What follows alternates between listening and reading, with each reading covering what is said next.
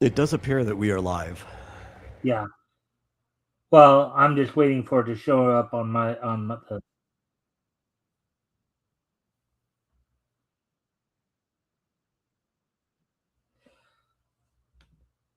the thing is I do that because since I keep multiple windows open, Yeah, yeah. right? I need to you know I usually will say something like um hello everybody in order to you know to when I'm looking to so I can basically mute that particular tab. So, anyways, well, everybody, welcome to the mic stand. Today is Sunday, August the 2nd, 2026. So, Oh of man, course, it's August already. yeah, it's August already. Um, yeah, so we're a little over 7 months through the year. Well, halfway through the year, we're probably about a week or so. We'll probably be about, I don't know, about 60% of the way through the year, I'd say. 3/5 of the way through the year. Um, so anyways, friendly reminder to everybody, of course, if you haven't already, if you guys can help out by liking and sharing the stream, see if we can get some more friendly people to engage. That'd be appreciated. Also, if anything here grabs your attention, feel free to comment and or ask questions. I'll try to answer the questions to the best of my ability. Of course, before we do get started, I'm going to hand things off to my co-host for the evening, the Metal from the Vomitorium. Give him an opportunity to do any promotion he may want, promote any project he's doing or his channel, or I think you know the shtick, right there, Metal. No, absolutely clueless. Anyway, hey, I'm the metal. I guess you always introduce me as from the Vomitorium. I can't even remember the last time I did something on the Vomitorium. I might this week though, because I am so far behind on the Star Rail story that I kind of need to stream it. So maybe even tomorrow or Tuesday. I don't know. It just depends when I find time. But lately, I've been trapped in TTRPG development hell. So the place where you can usually find my stuff is over at xdynamischaos.com, as you can see on the screen. And I've just been working on a tabletop RPG that is centered around the universe of X Dynamis Chaos. You can read comics, web novels, uh, articles, all kinds of things about it if you want to prepare yourself. Though it may not help you since the setting does not take place in any of the previous stories of X Dynamis Chaos that we're going to be streaming soon. But I'm getting so far into the tabletop RPG that we might at least even have a character creation demo coming up soon, maybe sometime this week. I think we might be doing one on Rick's stream this Saturday, possibly over at Cross Comics. But I might have an off-air recorded one with one of the other players before then, sometime this week. We'll see. But that'll be fun. There's a YouTube channel for X Dynamis Chaos too. I'm not going to dig out all those links. You can find them on the sidebar on the website if you go there. So you just one link will get you everywhere for X Dynamis Chaos. But that's it. That's all I got to promote. All right. Well, thank you there, Metal. So now, with that being said, of course, let's talk about what we're going to be looking. Let's tell everybody what we're going to be going over tonight. Tonight, we're going to be going over comics that went on sale in September of 1940. We're going to be focusing in on comics that were published by Fiction House. You're looking at Jumbo Comics number 21, the Sheena story there, and heading over to Wings number 3, where we'll find Miss Jane Martin, Army Nurse.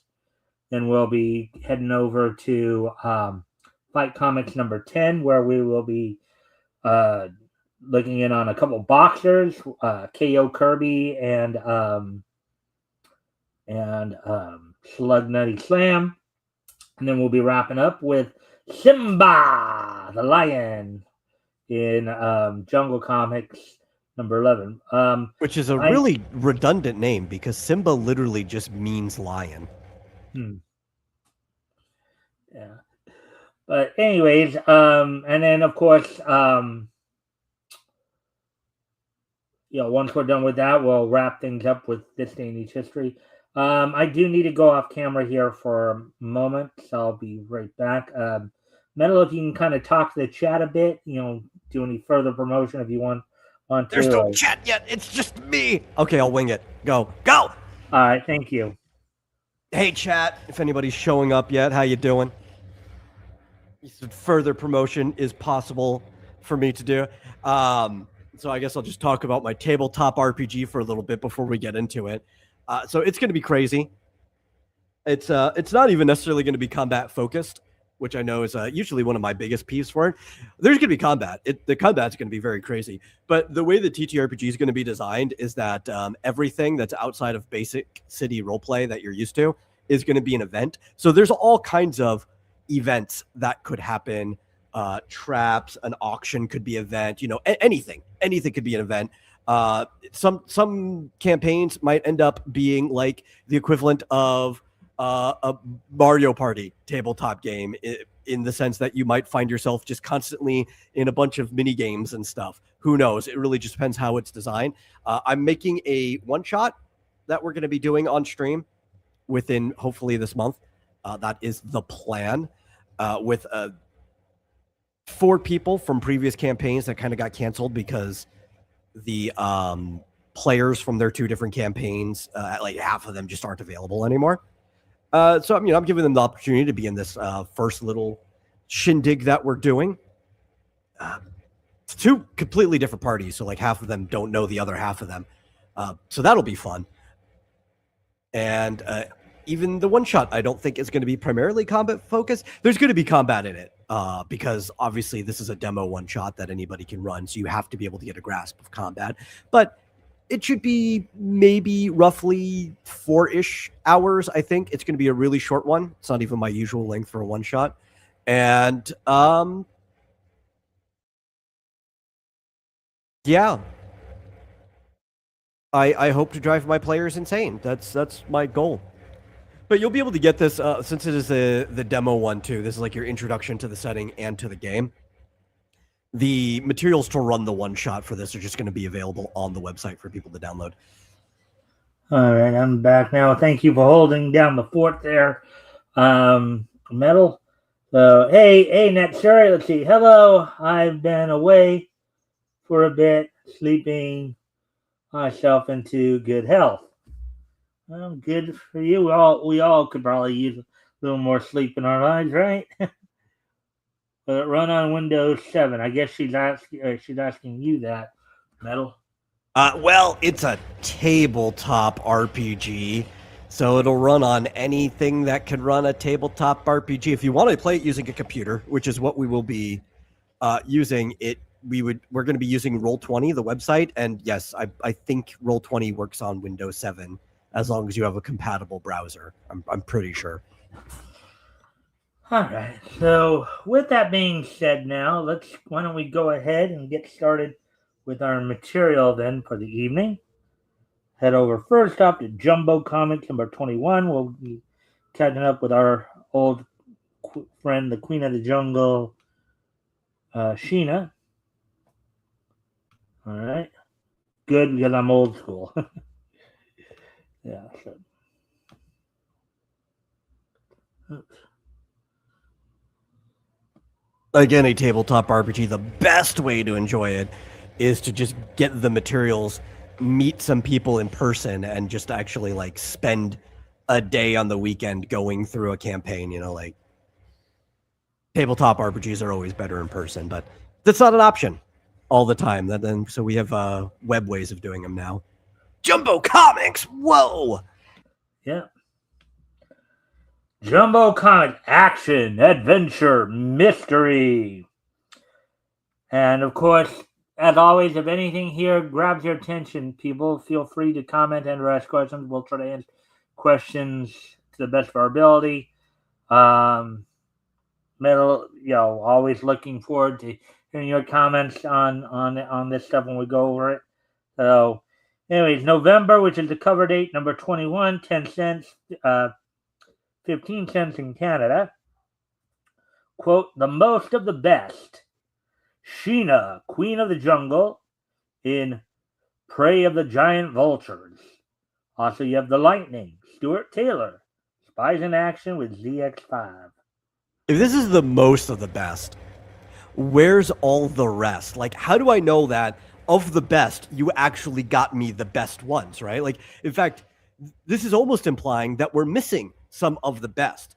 Because if we went in order, like from top down of the best to the second best to the third best, whatever your cutoff would be all of the best. But because this is only most of the best, it makes me think we're missing at least like the second and skipping to the third, or maybe the fourth and we're skipping to the fifth. Like, come on, guys, you got to do a little better than that. Look at that right there. She's like trying to fight off that vulture.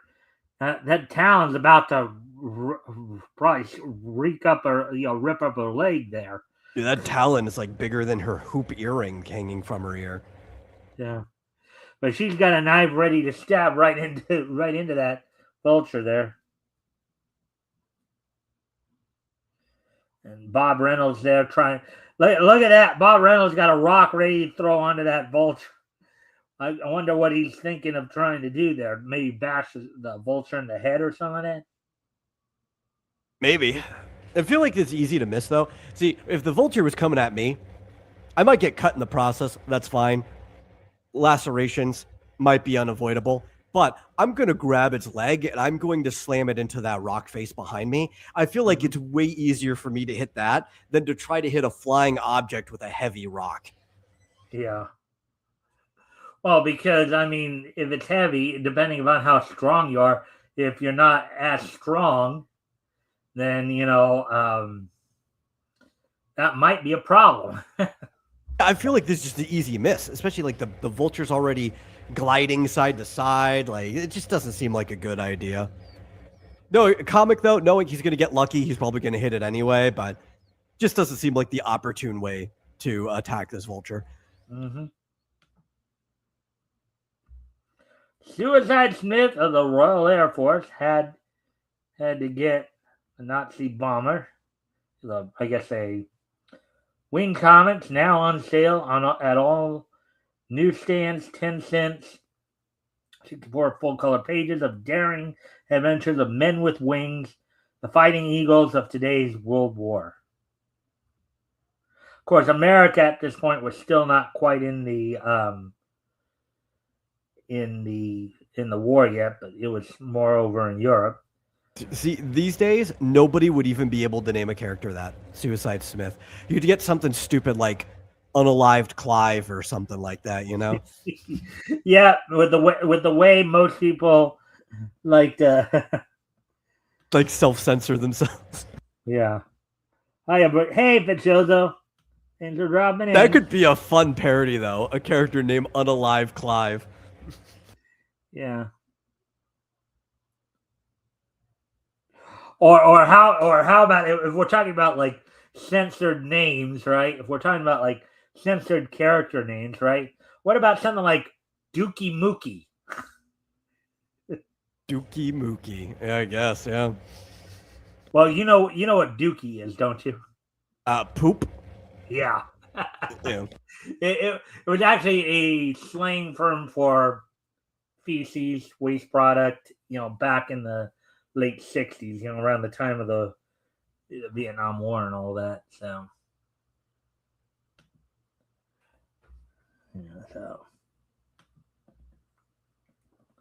Unalive Clive, the book about Clive, the unalived demon hunting for coins. Okay. It's a pretty interesting idea. All right, so Sheena, Queen of the Jungle by W. Morgan Thomas. Do you know who W. Morgan Thomas is? Not off the top of my head. It's actually one of the pseudonyms, from what I understand, used by Will Eisner. I think this probably came up the last time we did a Sheena story, and I'm probably never going to remember that that's an Eisner pseudonym. Probably not. It's I'm just never going to associate that with his name. Yeah. Well, the only thing that you could possibly associate with Will Eisner and W. Morty Thomas is a W. Yeah, probably. Yeah. So there you got Sheena and Bob Reynolds right there. You got, I guess, one of the natives behind them. Let's get into this then. Actually, real quick, speaking of Will Eisner, Akira Toriyama was just inducted into his Hall of Fame, the Will Eisner Comic Awards Hall of Fame, just like this last week. Oh, wow. Yeah.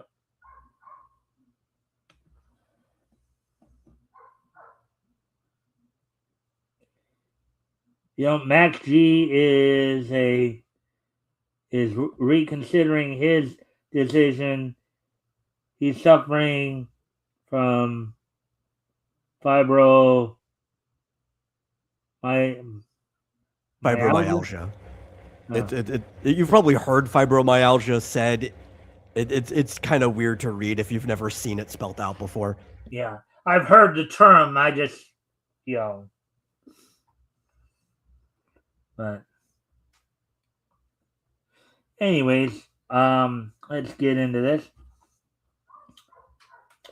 In the territory just north of Mount Kenya, fanatic fear spreads among the natives as a mysterious killer takes his vicious toll, murdering his victims for no apparent reason.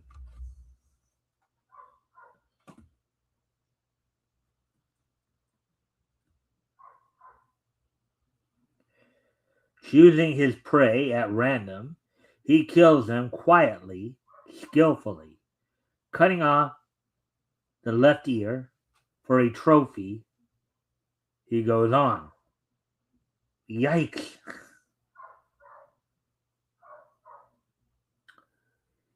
Bewana Bob, the killer, he come, kill Sally's second wife. What? Is that fiend in this section now? See, this statement asks more questions than it answers. It kills second wife. Like, is it his second wife because his first wife died, so he took a second one? Does he have multiple wives, or did he have multiple wives since he just took the second one? Like, this one-off statement has me asking so many questions on it. They could have just said, took my wife, and then I would have way less questions. Well, maybe that was a way that they figured they'd try to draw people more into the story. Maybe that questioning right there was what they wanted people to do.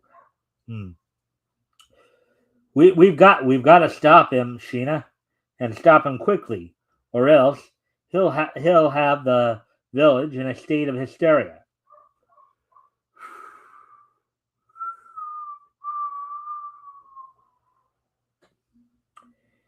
If we had some clue to his identity, no one has ever seen him. While Sheena and Bob are discussing a plan for the capture of the killer, a small safari breaks out of the jungle and enters the boulder strewn Serengeti.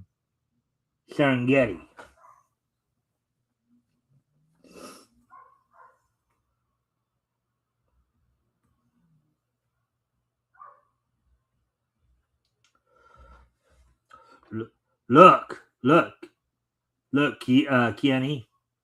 What tribe lives in that village? Oh, actually, that might be Bob right there. I'm sorry. Look, Kiani. What tribe lives in that village? I've never seen one so well kept and planned. Oh, maybe it's not. That Sheena village. She, white queen of jungle. She come now. Also, reading it, are you sure his name's not Kishni?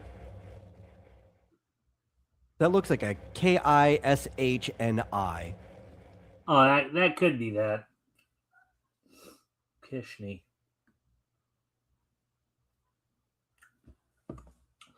Welcome, stranger. Stop in and take a rest. Right. Thanks. I'm Professor Woods of the University of London. But most people call me Pete. Pete, it is then. It is Pete. It is then. I'm Bob Reynolds. This is Sheena. A pleasure. I've heard of Sheena. She's quite famous, you know. That's a very, very unfortunate name to have. Think about it. His name is Peter Woods. Peter Woods. Yeah, which are both names for the little stiffy downstairs.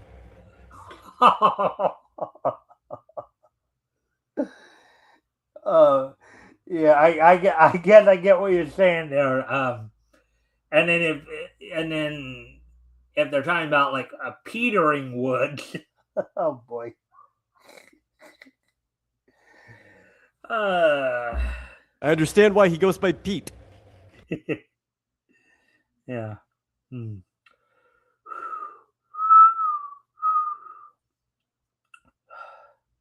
You are very kind.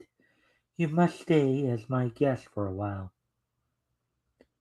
Well, that'd be jolly. I'm looking for a certain insect in this part of the country. Easygoing and pleasant, Pete Woods quickly makes himself and his porters at home in the huts provided for him. That night, a neighboring chief pays the village a visit.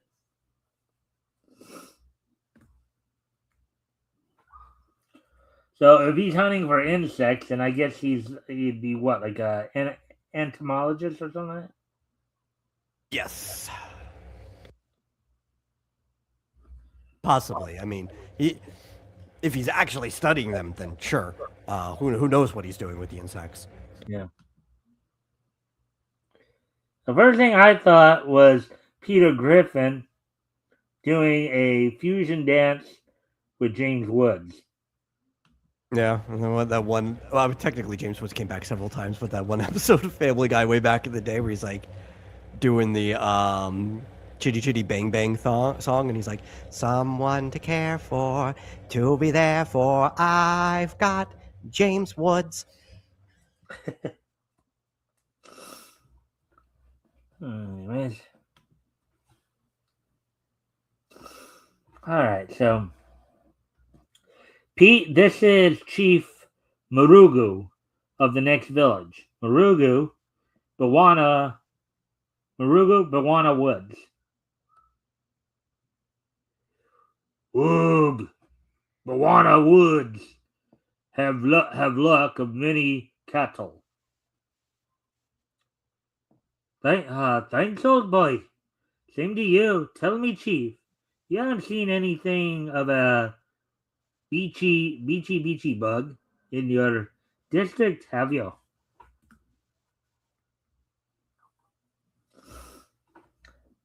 You know the killer insect I'm looking for. Know the killer insect? I'm looking for one. Me no beachy bug. Me go now. Goodbye.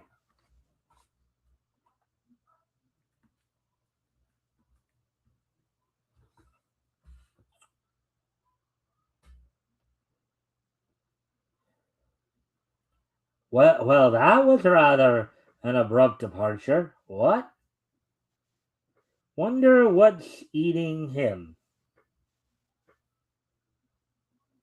Some claims of natives regard the beachy bug as sacred, and hate to hear it mentioned by a white somehow. Somehow, I feel there is one in his territory. Following his hunch, the somewhat mysterious Pete Woods goes off in search of his killer, Bug, early the next morning.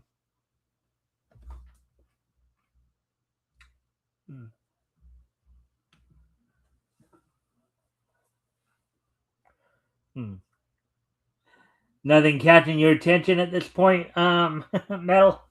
Oh, not particularly. We're kind of a expositional slog part of the story. Yeah. Did you ever hear of the Bug Bomb? No. I think Pete is a British police agent. Yes, I think so too. And Marugu is his insect. Right. We'd better see what's going on. Skillfully, Sheena follows the Englishman's trail. Presently, they find him. Okay, so here's an interesting question. How did they make the stretch from a guy searching for a bug to being a police agent, possibly searching for some kind of criminal? That's quite a bit of a stretch, I would think. They have fourth wall insight. I think that's how they got to it. Like they just happen to know they're in a comic, and clearly the story has to go forward somehow. Yeah. Anyway, skillfully, Sheena follows the Englishman's trail. Presently, they find him stretched out, unconscious, on the edge of a cliff.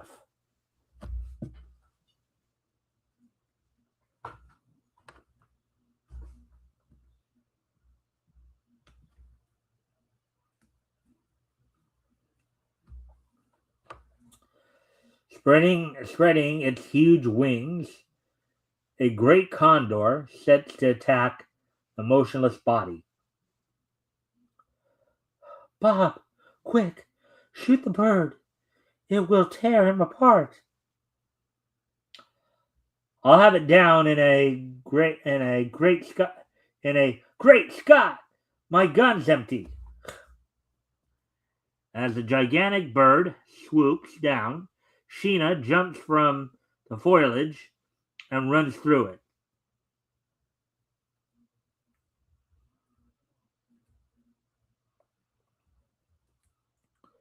Drawing her knife, Sheena shouts to attract the bird's attention.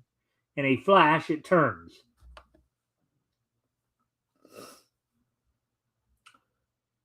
Half starved, it stands its ground, ready to fight for its prize, eyes narrowed, nostrils dilating. Sheena dives at the fowl, her dagger poised for the kill.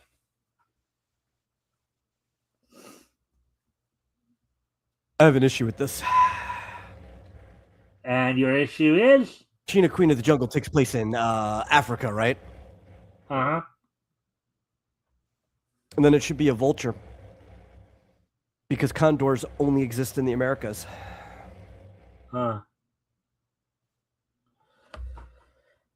Well, as we've commented before, comic book creators may not have been as worldly knowledgeable. We know this is stuff that's it's buffeting on my end.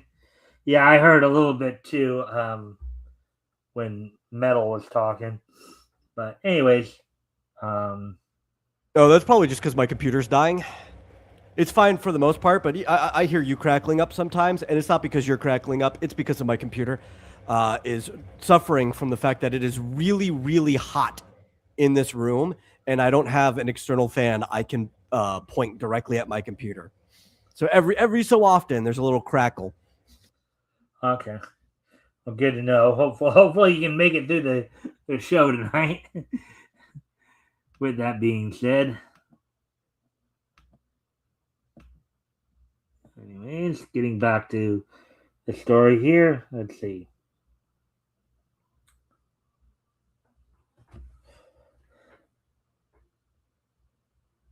Agilely avoiding the cruel talons, she leaps on the broad back of the condor. In one swift stroke, she sends the knife plunging into the bird's heart, killing it. Oh, quite a gruesome experience there, huh? I mean, I think this qualifies as self-defense. I'm fine with it. Mm-hmm. Good work, that darn gun, boy.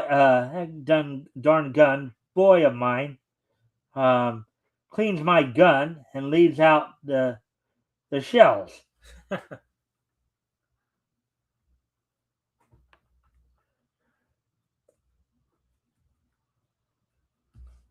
I guess the gun boy, must have cleaned his gun and forgot to put the shells back in there, huh?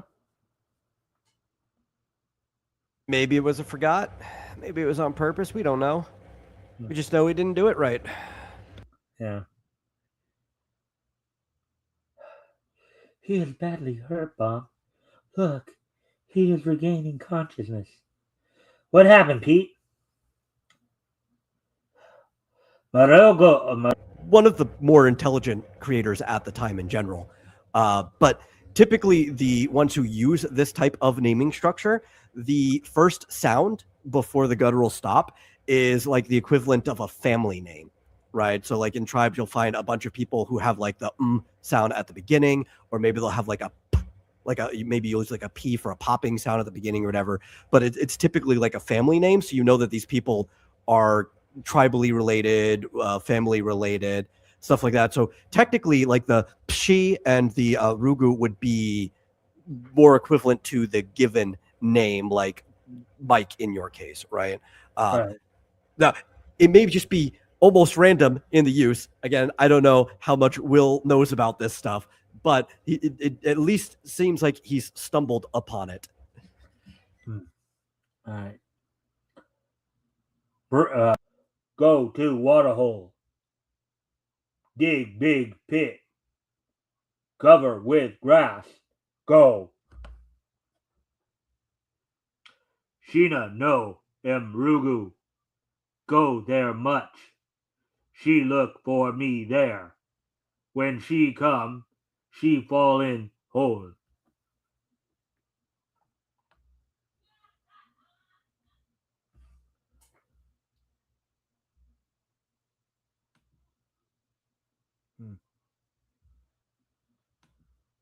I guess you guys had a bit of.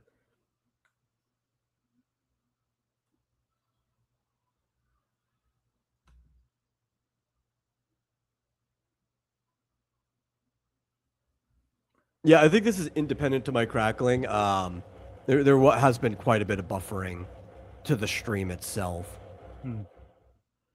Yeah. I didn't notice It's when we hot here first where went I'm live. at. It's like 92 degrees, but I haven't really noticed too much. It could be on StreamYard's end. It could just be a bad night, for all we know, right? Mhm. But I did notice when we started that there was 30 seconds of live delay between when it went live on our end and when it popped up on my phone. So Yeah. All right. So, anyways, as we continue on here,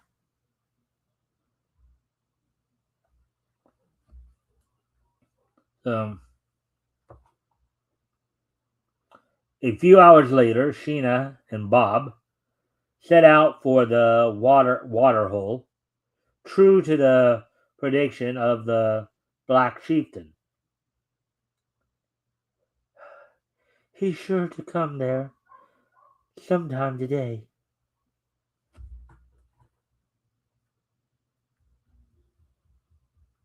Bob, look, he's already there. Let us rush him. I'm sorry. No. Bob, look, he's already there. Let us rush him. Quietly stepping into the clear, the couple dash toward the killer.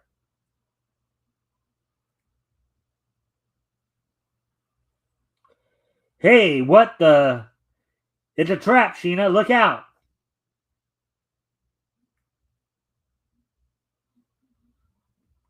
Look at them falling down the cliff there. Yeah, that's a pretty good panel. Yeah. You try kill Mrugu. Ha! He more smart than Sheena. Now you die.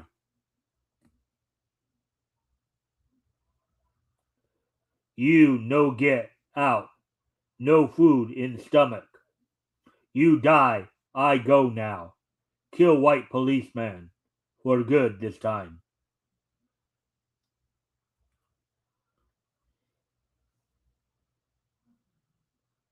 Even if I lifted you,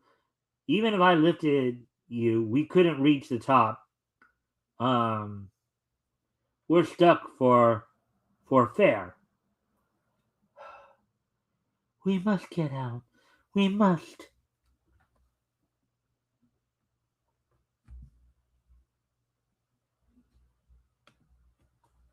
How strong is Sheena?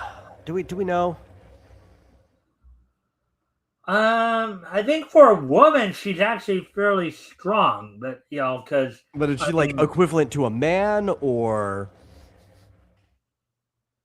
well, okay, as I said, for a woman, we know she's strong. Actually, I think she even as compared to men, she's fairly strong too. I mean, because I've seen her lift Bob before, I think, but Yeah. So I'm just like, but is she strong enough? Like, is he talking about lifting her? We couldn't get out. I was like, could she lift him and then like toss him up? Or is that just completely out of the question?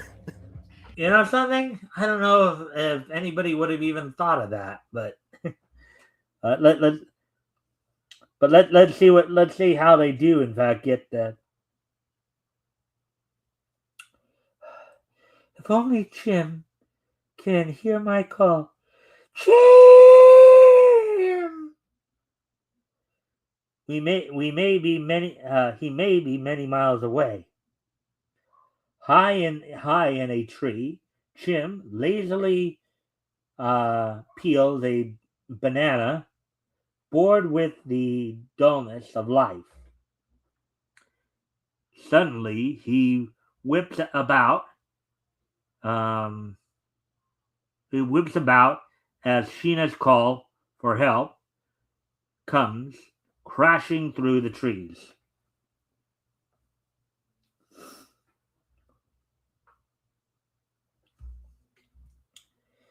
His little heart beating like a trip hammer, the monkey hurtles to the source of the screaming.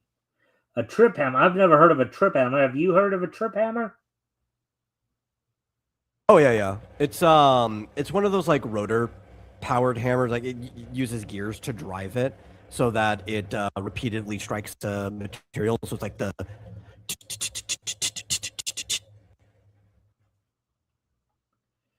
Okay.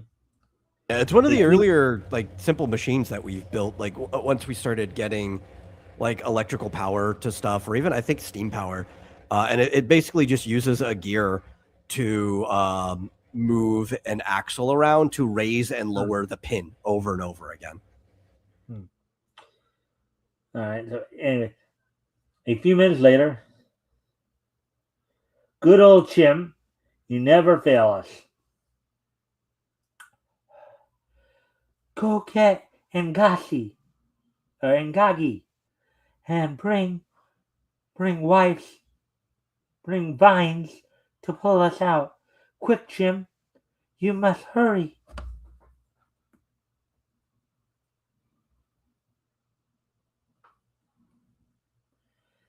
At the mention of Sheena's plight, the huge gorilla lumbers to his feet and follows Chim.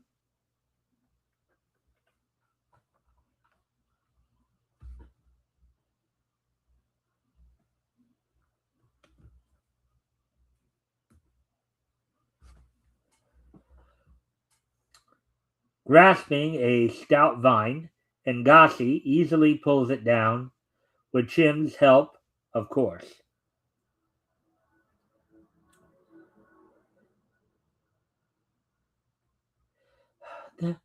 They are real friends, Bob.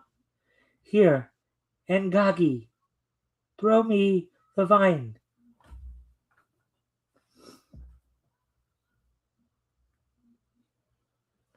That's it. Hurry now. We must get out, Bob. We must get Bob out.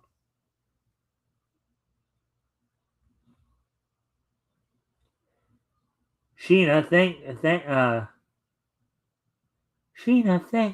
Ngagi. Come, Bob, before Mrugu kills Officer Woods. Meanwhile, Mrugu steals up to the village and picking out Woods' hut, very quietly sneaks into it.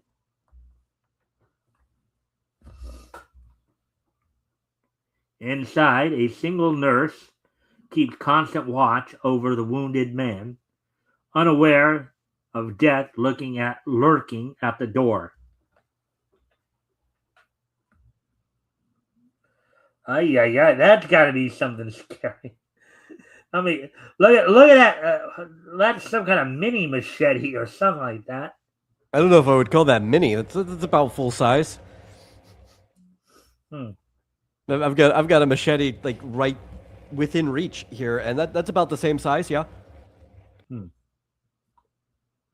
She did. Now I kill him.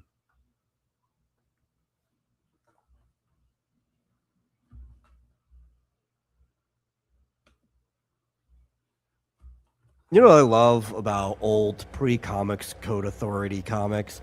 People used to just die left and right, you know? Like, it wasn't even a problem. Mm-hmm. Well, yeah, I mean, they were obviously because they weren't censoring them. I mean, but then again, obviously, when we're talking about, at this point in time, like the late, the latter half of the 30s into the early 40s, kids were also a lot more mature because they kind of had to be. Because, kids as young as, 12 and 13 were probably taking jobs in the community to help out their families, right? Yeah, we've talked about it before. I don't think that adds up to everything, though, right? Because, like, it's less of, like, had to be. I think it's more that they get to be, right? Because it's less of, like, the people become less mature when you don't let them mature, right? When you start, like, helicoptering and babying them and stuff like that. It's more of the system's fault. Like, especially with comics, like, we can blame the authority later because they're like, hey, we don't want kids looking at this stuff, but that is a feedback loop that makes the kid softer in itself. Right. Yeah. So, anyway, here. All right, so back to the story then here. His yellowed eyes rolling, and Mrugu raises his razor sharp machete. I was right in calling it a machete. I guessed right there. At that moment, Sheena and Bob burst in at the door. Without a moment's hesitation, Bob dives at the huge black chieftain.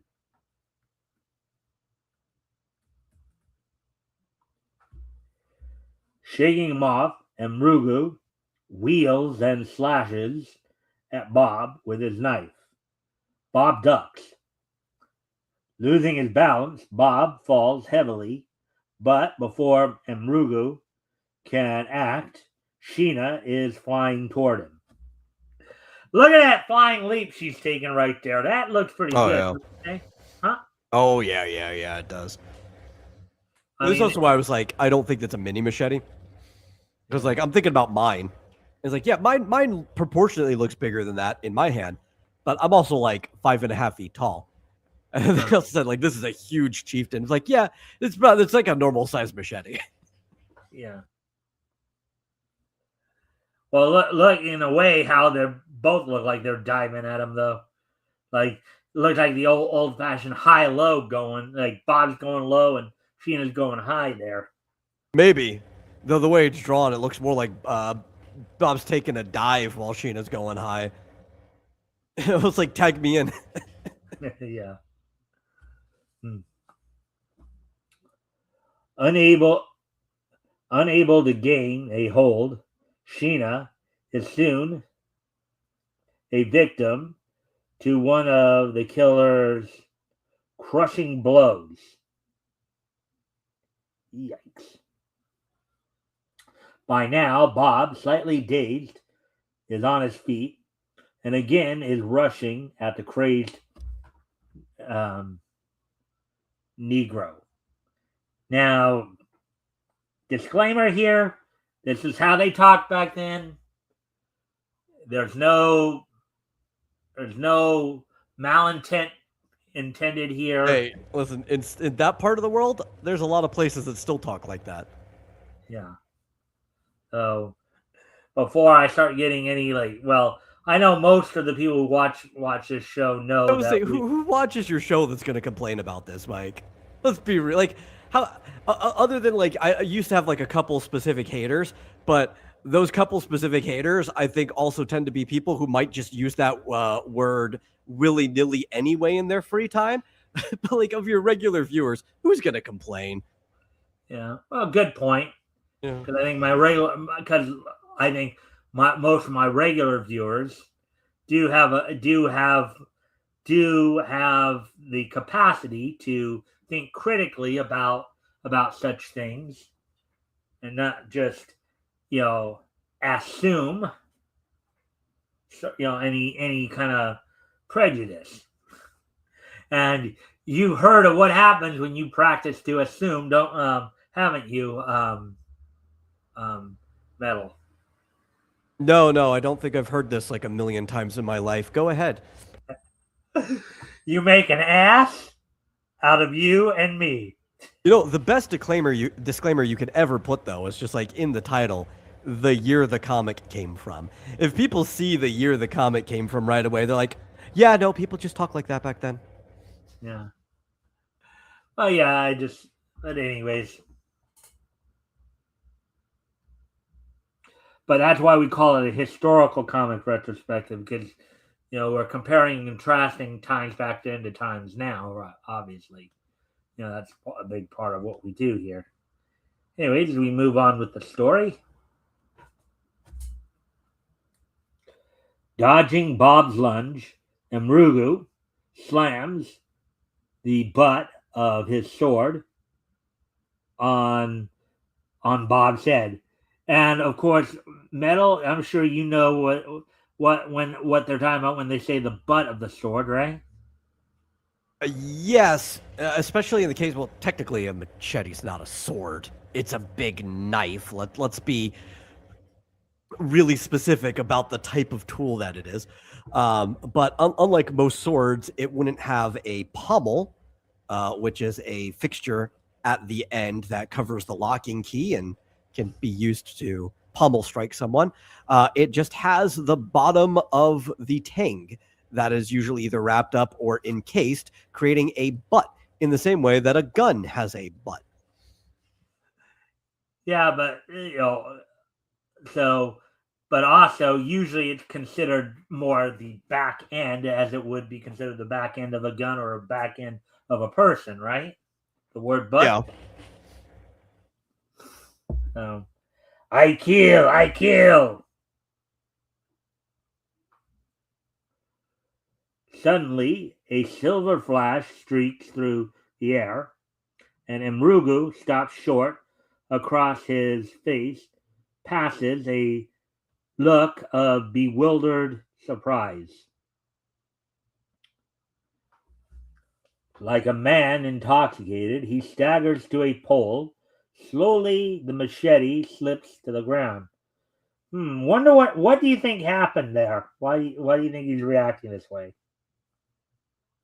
Well, unfortunately, I can see a couple panels ahead. And I see the thing sticking out of the back of his head. So, this is one of the unique features of comics is that we get to see multiple points in time all at once in our field of view. All right. Clutching at the pillar, um, blips to or slips to the ground and topples over, dead.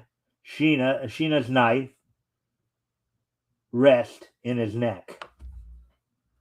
What a way to go! I do like, if you scroll back up for just a second, you don't see this very often at this time, but you do start seeing creators getting a little more creative with the art. And there is a breakthrough of the panel with his hand lying there on top of the gutter and the next panel, which is really good. We're seeing like the evolution and complexity of comic art happening basically in real time as we go through these older stories. Now, this is a questionable breakthrough, but they're not doing this very often at the time, so they're still learning what they're doing. Typically, you want your characters to break through in the direction of the flow of eye for the reader. You don't necessarily want it breaking through backwards into the panel you just came from, but it's early. And nobody's really doing this on average yet. So it's a really cool thing. It's like, look, the hand's not even in the panel. Like, somebody who read this would have been like going crazy about that at this time. He's like, I don't really see that happening. Huh. Yeah. Let's see. Elizabeth Fisher's back. I'm back, and I found there was a Cutie Honey Emma crossover.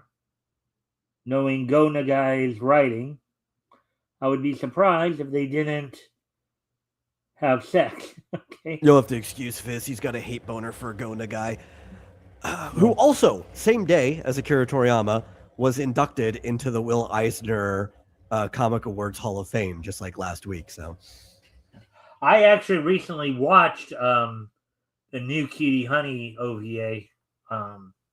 oh, I saw some of that too. Yeah. Yeah. I mean, it was fun. I mean, I wouldn't mind crossing paths with Cutie Honey. Yeah, the new one though really plays into the sexual nature of the writing more than a lot of the previous ones did. Oh yeah. I would classify a machete as a short sword. You could classify it as a short sword all you want. A machete's a knife. It doesn't actually have the properties of a sword. So most like sword people and even most tool people classify it as a big knife. Technically, it's a hatchet. If we want to talk about like what the tool does, it's meant for hatching. It's just not an axe-shaped hatchet, but it is a flat sheet of metal that is sharpened on one end, and it is the tang is gripped like a knife as well. It's one of the largest forms of knives. We even have battle knives historically too that get even bigger, like the Kriegsmesser, which literally means like fighting or battle knife, and it has a holster or like a handle that is similar to a kitchen knife's handle, which makes it horrible to grip in combat. I don't know why anybody thought of doing that, other than the fact is like, well, we're trying to make a battle knife, so for it to be a knife, it has to be gripped like a knife too. I do not recommend using a Kriegmesser, or if you do, I would degrip it and slot the tang into like a proper sword grip or something. Alrighty then. So I think we are coming to the finish of this story. So we'll try to finish this off here. First of 4 that we're looking at tonight. All right. Oh, did you want to say anything more about what we were just talking about before I? No. I basically said my piece on that. I just thought it was really cool. I think, at least on the times that I've been on your show, this is the first time I've seen a breakthrough panel like that. Right, and that's one of the other interesting things about what I'm trying to do with my show here too. It's watching the evolution of time, right? You know, feeling like you want to go back to that time period and feel like when you're buying comics at that time and really immersing yourself into that world, right? Oh yeah.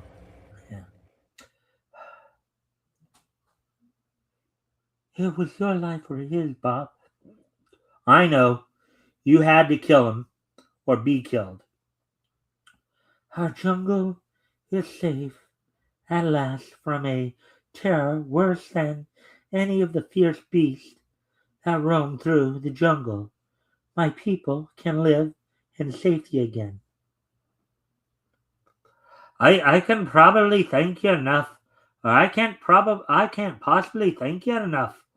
Not only I, but the British government is um indebted to you too. Goodbye. Thank you again. Goodbye, Pete. Glad to have been of help. Now, here's what I would be asking though.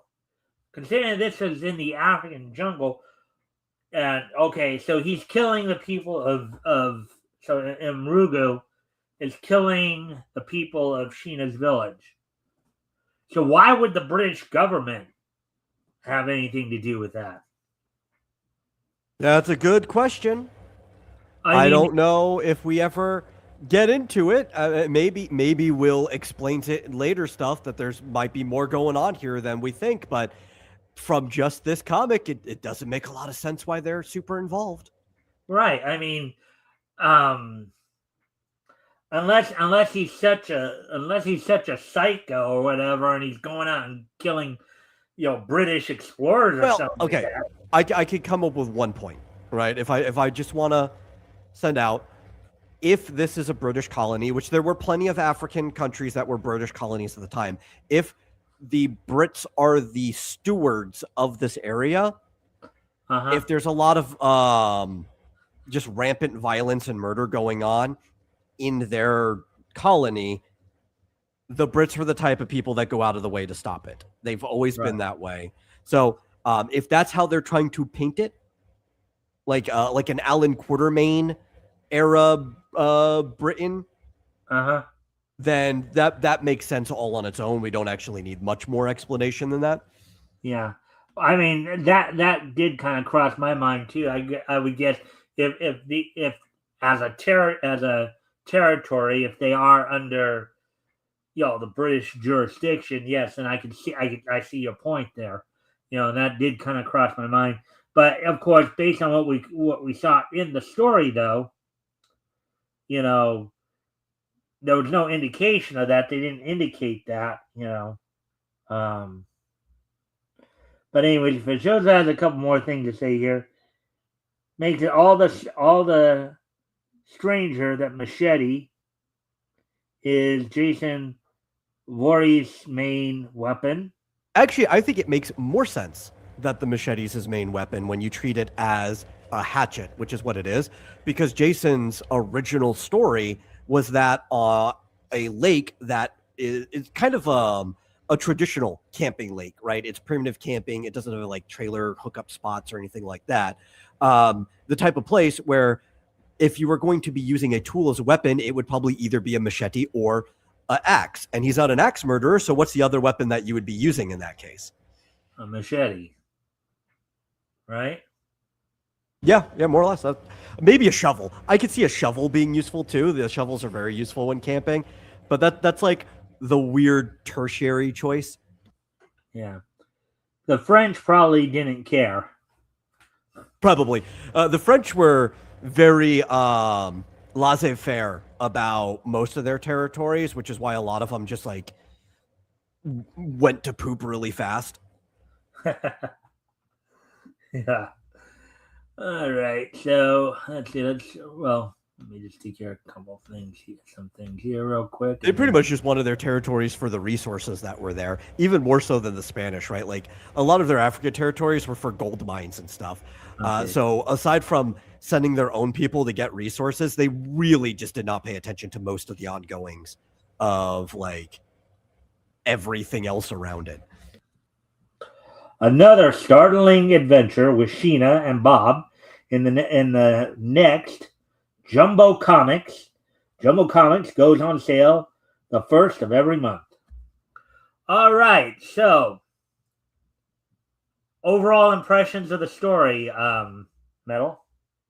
Oh, I think after we got past that little slog at the beginning that was like the necessary exposition to understand what's going on in the story. It was pretty good, but you kind of expect that from something made by Eisner. There's a reason why he's such a important name in comic history and has an entire like Oscars equivalent award system named after him, right? So it's like, yeah, you expect it. All right. So now with that, we'll get ready to head back to, and we'll get ready to move on to the next one. There's a fun thing about Sheena, and it probably deserves more respect than she gets. She's the first female action hero to sustain her own title Yeah. in comics, predating Wonder Woman's first title. Almost all the other ones are like side characters in a guy's comic or whatever, but she is the title character. Well, I do know there were some from DC earlier in terms of some like there was like Sally O'Neill was one. Who was, I think, a policewoman, and then there was in DC. But anyways, I'm gonna need to step away from the computer again for a moment. So if you want to chit chat with the chat for a moment, okay, but immediately afterwards, you're gonna have to like tag me out, wrestling style, so I can go get another drink. Sure, I understand that. Yep. I'll be right back. But yeah, I enjoyed the story. I would like more Sheena in the modern day. I don't know who currently owns the rights to Sheena, but definitely, I think better character than Wonder Woman compared to like early action hero titles. Sheena's fun. She's not broken either, though. If anybody tried to use her in the modern day would probably try to make her broken, but like a lot of her stories are more grounded. Basically, she's just like girl Tarzan. That's all she is. She's just girl Tarzan, but in a way that is kind of fun. And I think I don't want anybody who's just more than girl Tarzan in that type of setting anyway, or boy Tarzan. So yeah. Queen of the Jungle.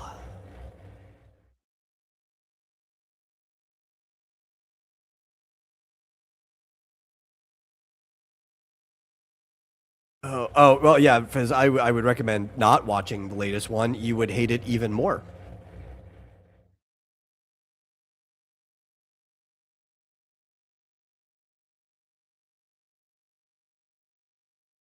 It is even more like just blatant about all of it.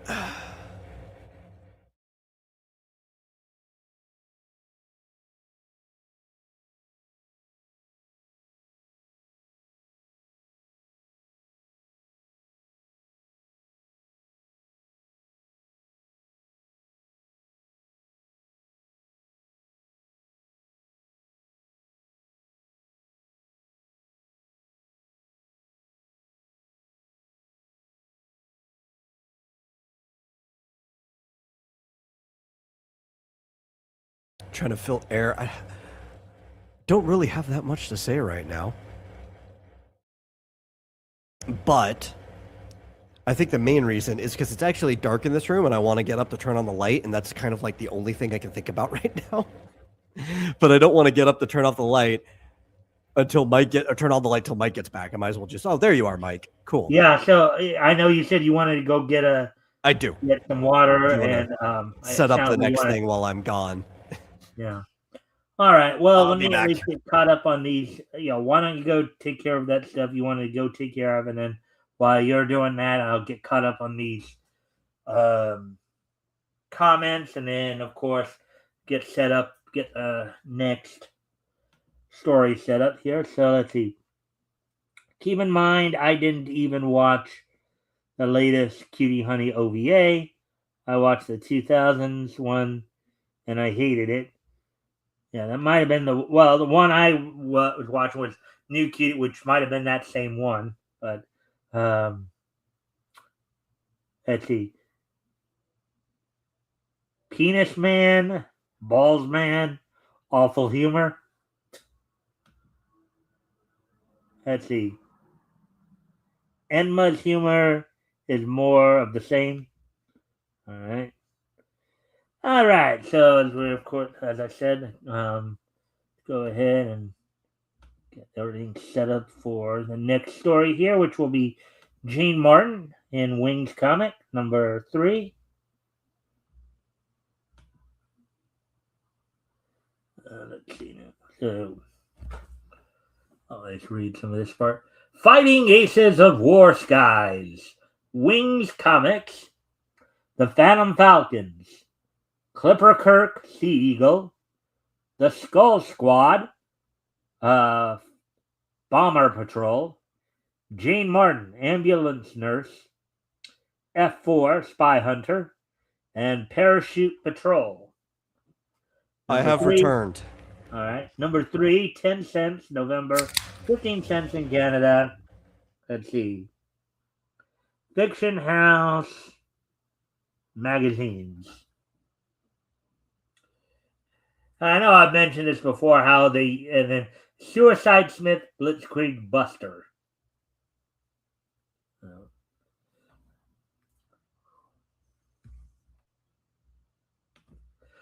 Yeah, it's interesting how they call these books magazines. They are magazines. Yeah. Like, definitionally speaking, they're magazines. Yeah, so.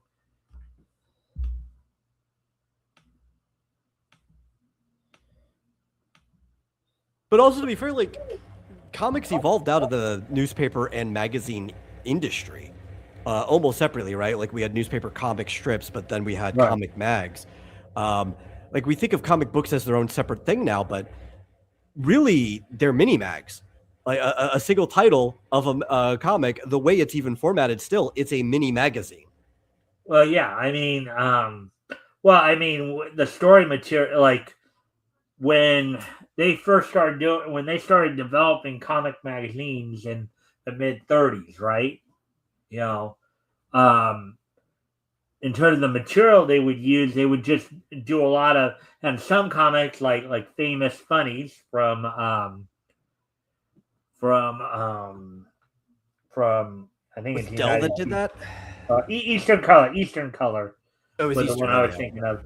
Famous Funnies, where they would do a lot of reprints. They would reprint stuff from the newspapers before they which was also common in article magazines. Like, most magazines would have original articles, but occasionally they would like reprint articles from like the publisher that owned them. If people missed them back in the news, especially if it was like an opinion piece or something and not something that was like dated or timely. You got that. So like there was really no difference in the industry.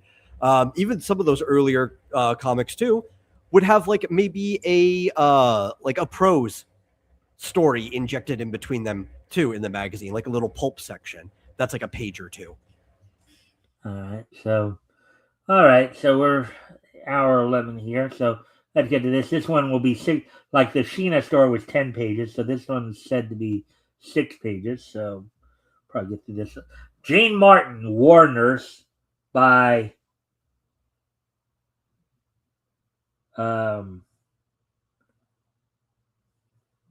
Jared Hawks, I believe. I think that's Fred Hawks.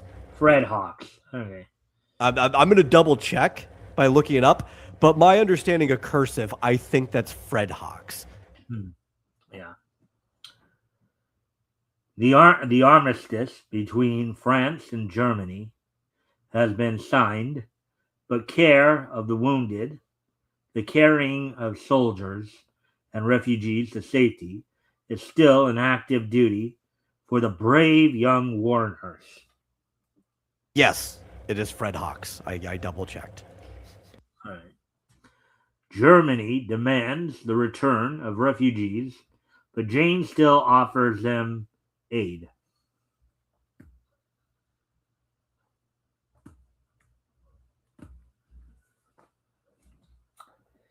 In Marseille, she discovers whole families of destitute refugees ready to commit suicide rather than return to Hitler's land.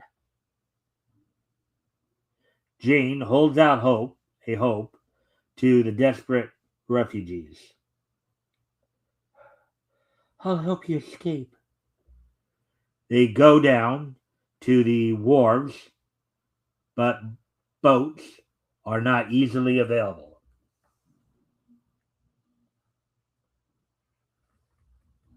See, there's a mentality that I just can't understand. Not to say that I would never be in a circumstance where suicide would be the option. I'm just the type of guy that it's like, if I'm going out, I'm gonna take out as many people that I don't like with me as possible, right? like if I could go out in a blaze of glory, taking out 20 Nazis with me in that circumstance, that's my preferred way of going out. Metal. You're at least part Jewish, right? Yes, matrilineally. Okay. I was just wondering because I don't know if you heard about the story I reported on like a few weeks back. Did you hear that Dark Horse was actually initially was going to publish a comic or a graphic novel on the Holocaust by this Holocaust survivor, but then the editor told him that we're not going to unless you put something denouncing Israel in it. Did you hear about that? No, I did not hear that. That's stupid. Especially given the fact that the only reason modern Israel exists is specifically because of the Holocaust. So, like, that seems a little counterproductive. Well, yeah. Well, basically, they were wanting him to denounce. I think the guy's name was Nadal or something like that. Nadal. I know they reported on that a few weeks. I just didn't know if you had heard about that or not. But it was like about a month. It may have been as much. But I know I covered it. Anyways, Natsuri says, I'm going to bed. Farewell. I'll watch the rerun in the morning. All right. Well, considering that Natsuri's over in England, it's already tomorrow there where she's at. All right. So Depends on your definition of tomorrow. Some people, it's after midnight passes. Some people, it's not tomorrow till the sun comes up, which is like the original definition of tomorrow. Yeah. Well, I think that wouldn't that be considered the more literal definition of tomorrow? Yep, on the morrow. Yeah. Taking a desperate chance, Jane holds up the skipper of a motor launch. You must take us away from here. Across the blue but dangerous Mediterranean, the small boat heads for Algiers. I was angry with you at first, but now I see you have helped me escape from the Nazis also.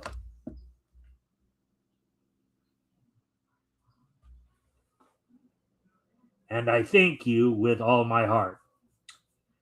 Yes. What is that noise overhead? A threatening roar fills the peaceful skies. Italian bombers. Oh, where do we go? Where do we go now? We're lost. Here, give me the wheel and calm down. Jane pilots a zigzag course between the deadly bombs that rain. Wow! Look at this. Here's another action hero here in a way. She takes control of the boat and steers around the bombs. Somebody's got to do it. Huh? Someone's got to do it. What's making this even more kind of incredible is that she's more of a war nurse. So you wouldn't necessarily think that this was a skill that would be necessarily associated with her, but being able to handle a boat. But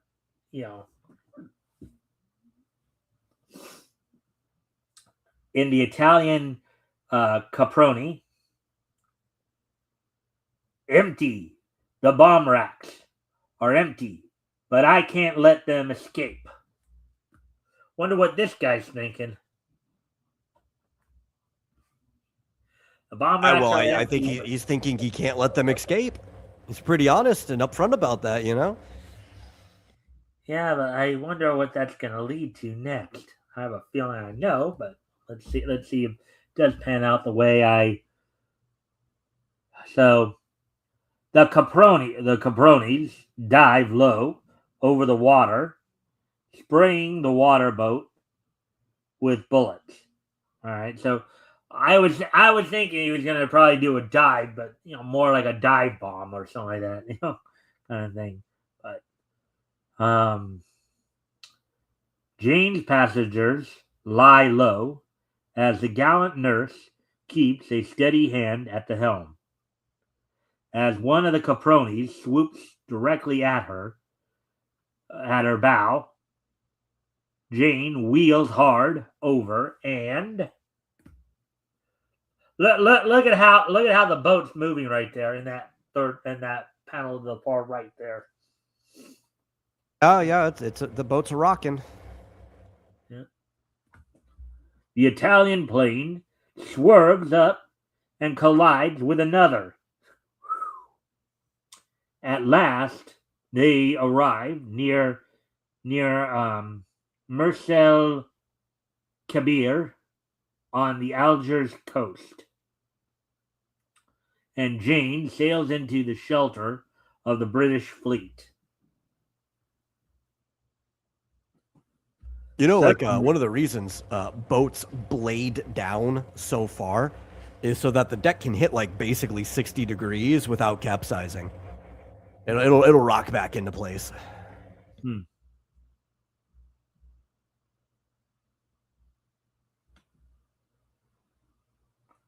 right. All right.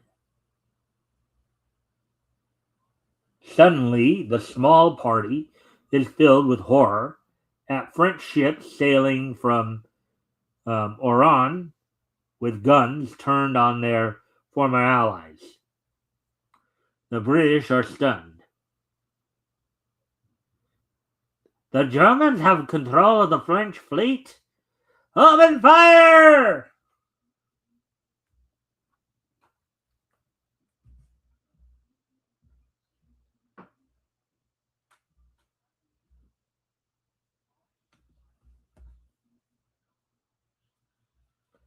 The French battleships meet a punishing barrage. The British shells strike home. The French go down. Only one escapes. Jane turns to the rescue of the drowning French soldiers.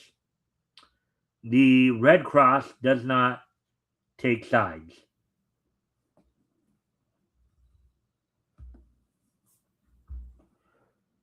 She picks up the French sailors and carries them to the British cruiser. The British and French captains shake hands. I guess it had to happen.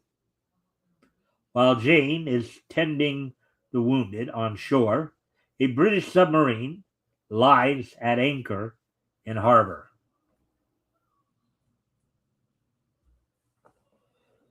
The Germans will pay us heavily to do this job. Come on.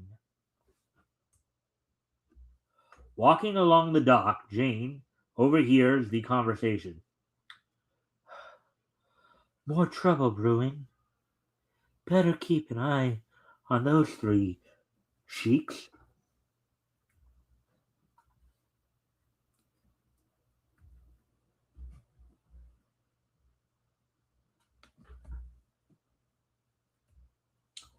The Arabs sail toward the British submarine, unaware of their stowaway.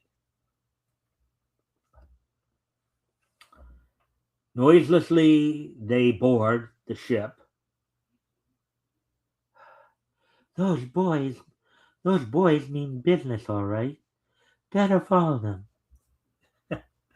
This woman has some incredible courage, wouldn't you say? There, Metal.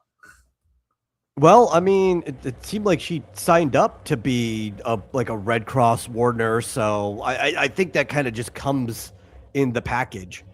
Right. I guess you had to have some level of courage, right? Yeah, if you're deciding to be like a medic during a war. Right. What's this? You and your crew shall die. We are taking over this submarine.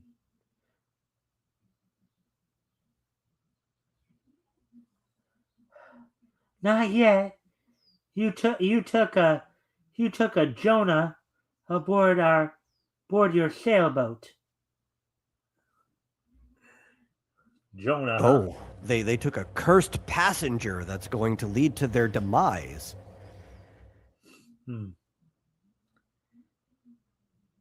And she means bad luck for you. And you too. Ooh, look at her. She's got some spunk, don't she? Yeah, she does. I only can justify this that she's really catching them off guard. Like, they're just too confused to fight back. Yeah. By the stars of Allah, how does that feel? Oh, man. By the stars of Allah. Oh, boy.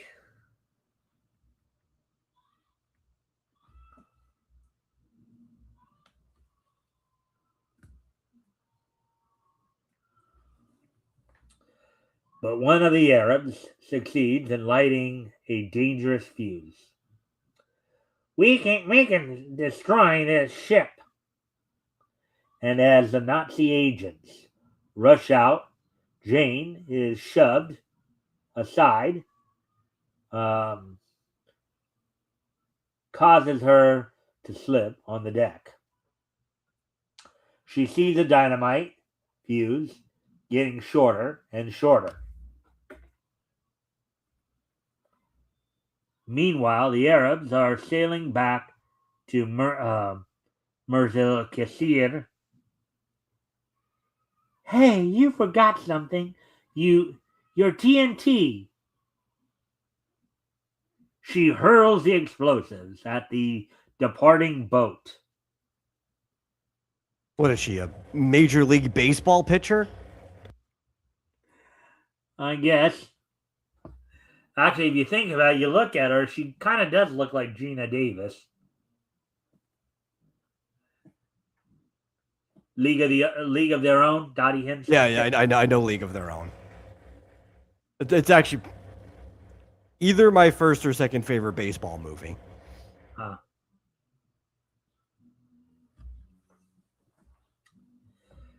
Brave girl. We owe our lives to your quick thinking.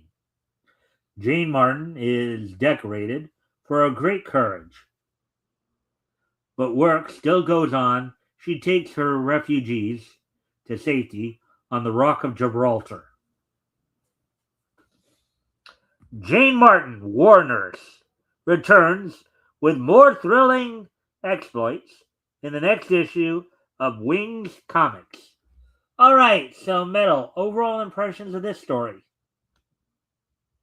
Dude, I don't even know. It's wild. For 6 pages, what do you think? I'm taking it. Nothing really stood out with it. Well, the chain of events were fun. I just don't know what I want to think of Jane as a character, I think is my problem with it, you know? Like, as a character, and you pointed out a couple times too, she does kind of seem a little all over the place for who is otherwise just supposed to be like a nurse, right? Right. Well, Which, yeah, again, these are comics. It's supposed to drive a boat, for example, and right there, she really went after those Arabs, with hand to hand, which, just from a biological perspective, she would have still been at somewhat of a disadvantage. The only way she that's my problem too, right? Because like she seems like she's supposed to just be a normal woman, and I'm not saying she can't be competent at fighting, But like one guy should be a problem for her, right? This should be like a task to surmount, let alone like just running around and punching like 6 men on a boat, you know? Yeah, you would think in that particular sense, one of those guys would eventually just thought to grab her. Now grab maybe they They were had surprised at guns. She knocked the gun out of one of their hands. Hmm. Yeah. So, but there doesn't seem to be quite as much character development here. But then maybe it was because of the short, the fact they were only using 6 pages here. But they're Yeah, just aside from her commitment to protecting the refugees, there's not much in the way of character development of her as a nurse here. or like character establishment, I think even more than that, right? Like I just don't know what I should be thinking of Jane. Well, I would say that at least one of the things they're trying to show is that she's no plain Jane at that, right? Mayhaps. Yeah. So, anyways, we're coming up on an hour and a half here. I think we still got plenty of time. Probably have time to get there's 3 more stories, but no. Well, technically there's 3, but it's more like 4, 2, and 5 pages. So, anyways, so we'll move on to Fight Comics. I will go and grab Fight Comics number 10 here. And we'll look at K.O. Kirby and Slug Nutty Sam. Fight Comics number 10, the 10th issue of Fight Comics coming out here.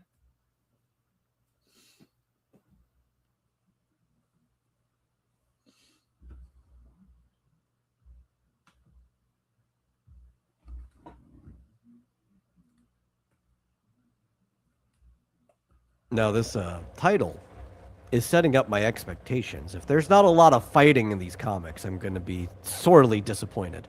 Well, the two stories I did happen to pick, because I think Fight Comics is supposed to be like a lot of the focus is on boxing, right? Yeah, So that's what I would have expected.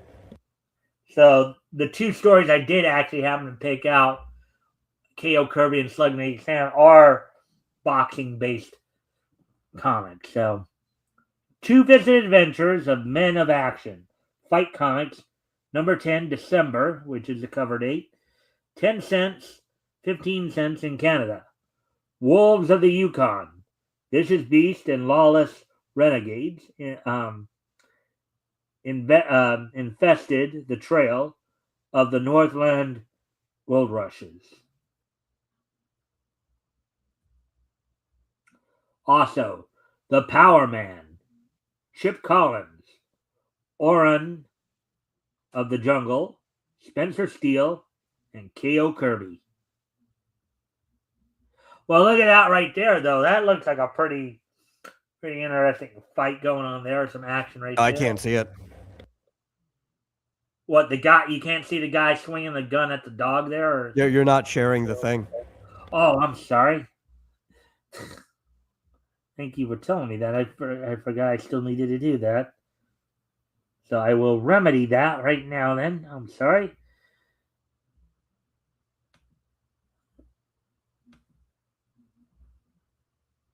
Now what do you say? There we go. Yeah, dude, he's smacking this dog with the butt of the rifle. Yeah. All right. So with that, It's a pretty good smack though. Like a lot of the artists back then weren't even really good at drawing animals, but he got the dog's face in deformation, so that's pretty impressive. and of course, here's another advertisement for Wings Comics, the issue we just read from a moment ago. There's Chip Collins. Like I said, we're going to get over to K.O. Kirby, Shark Brody,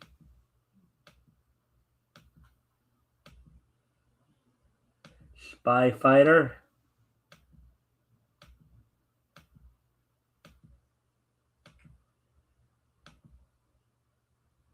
See, The True Life of Stanley Ketchel, the Michigan Mauler. I think this is another boxing story, more of a true life story there. Oron of the Jungle.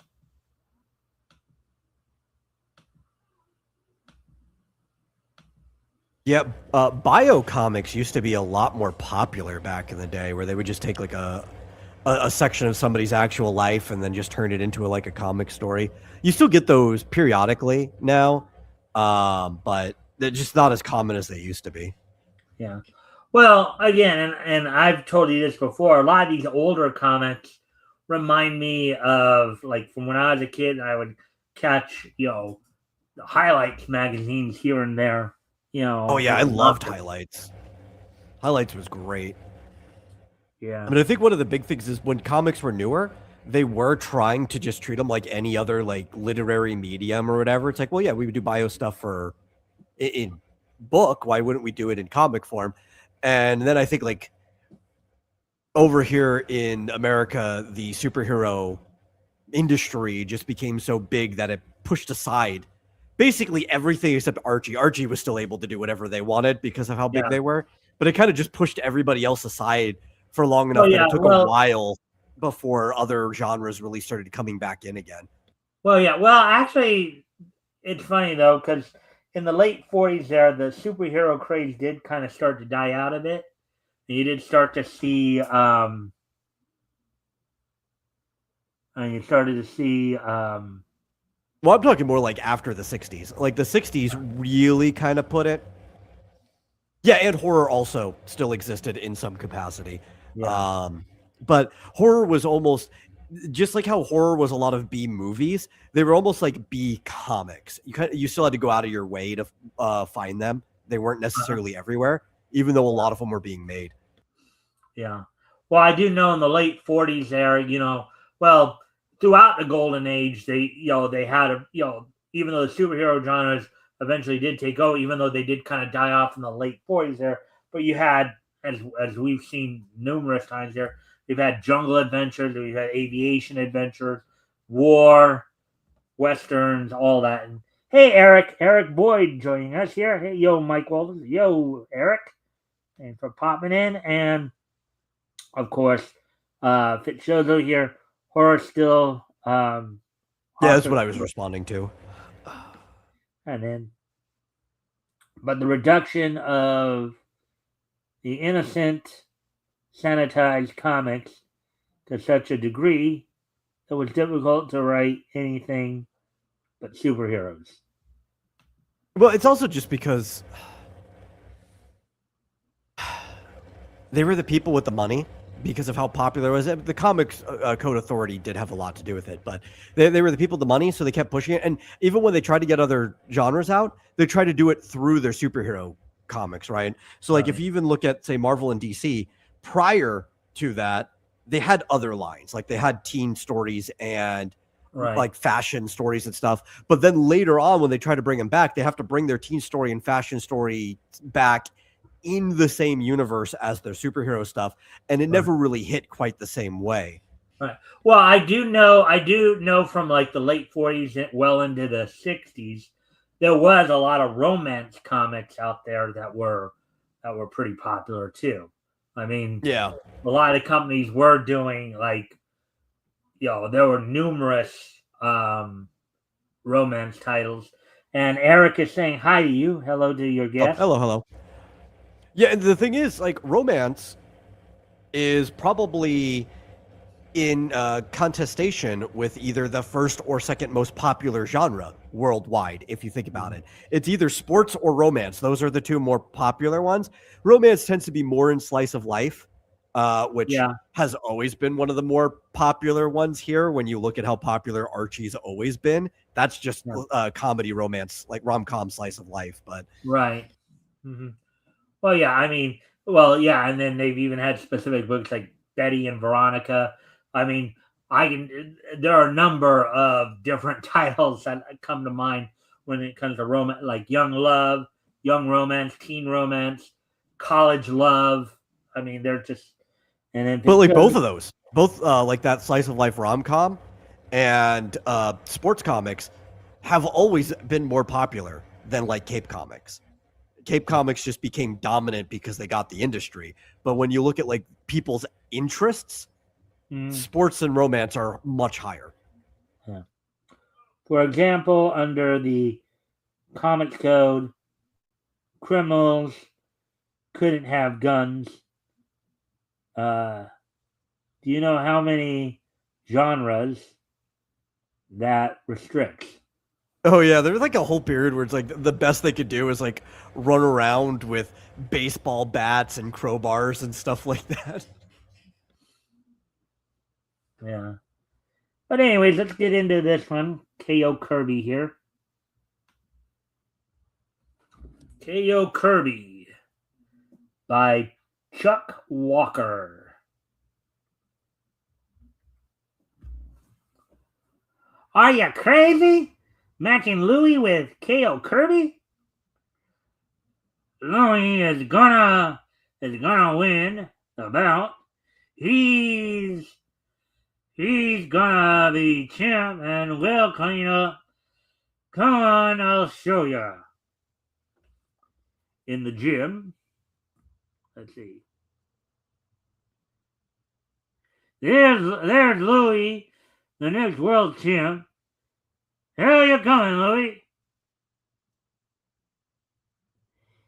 He's good, but he can't lick K.O. Kirby. Even the sport riders know that. I'll kill the bum. And you ain't getting my dough on a slap happy scheme like. I'm sorry. Wrong. I didn't see where the tail went till now. And you ain't getting my dough on a slap happy scheme like that. Listen, when I said Louis wins, I mean it. I meant it. If I gotta put horseshoes in his gloves, Louis gonna win. And this is another thing that was pretty prevalent at the time. In some of these sports stories like this, you did have you did have some like corruption in them. Well, that's like the best way to turn the sports story into a moral, right? Is by having cheaters or other like actual bad actors involved, and then putting the hero, the protagonist of the story, in the moral position of taking the higher road than them. Yeah. Hello, Manny. How about a little side bet that Louis Khalifa KO's your K.O. Kirby? No? Well, I don't blame you. No sense throwing your dough away. Goodbye. In the suburb of town is KO's training camp. I'm worried, KO. Nat Slide just phoned. He wanted to bet that Louis would lick you. That means there's something up their sleeve. Forget it, Manny. He just wanted to throw a scare into me. That night, the stadium is packed. The expectant crowd has come to see K.O. Kirby hammer Louis Khalifa to the canvas.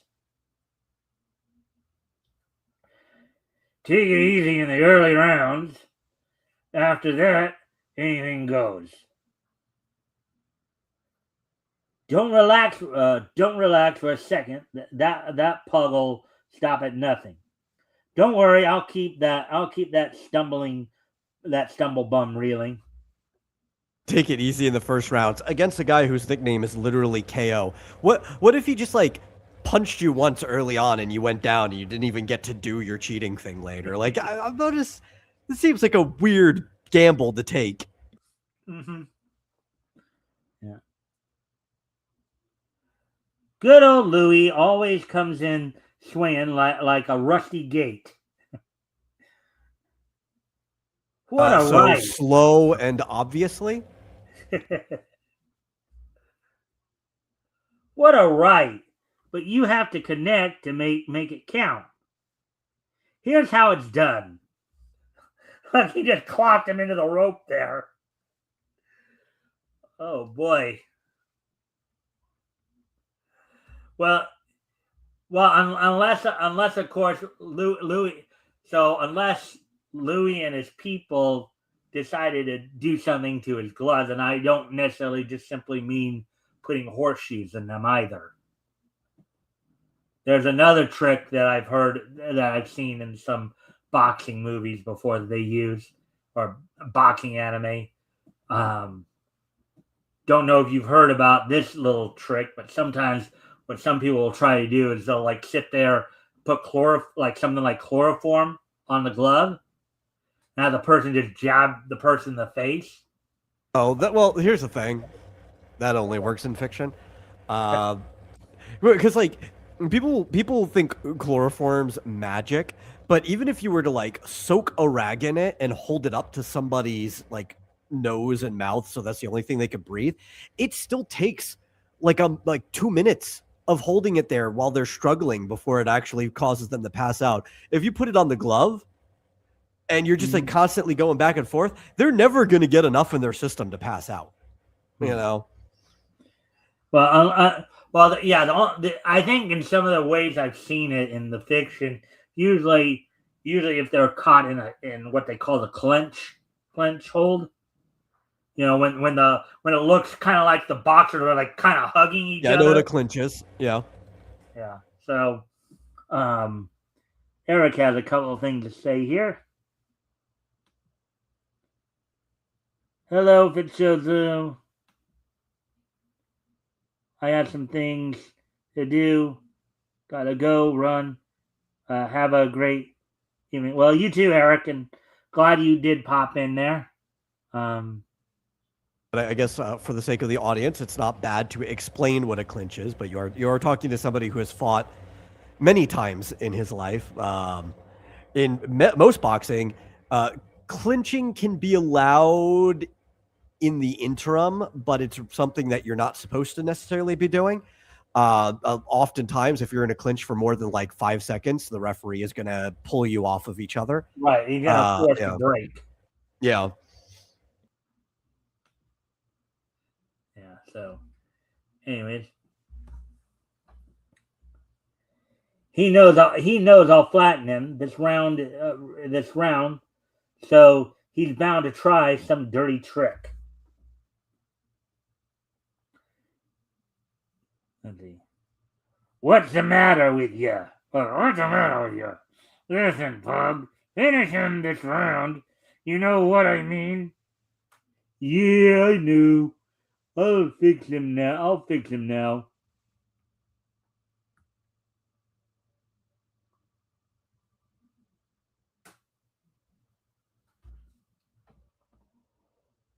Now the great champ is gonna find out what a wet rosin glove feels like. Bong! A wet rosin glove. Could that basically be like, you know, they water it down to make it heavy? That's what it kind of seems like it. I haven't heard. It's because resin is basically like plastic material or whatever, or it's also ash, right? So it's basically like it's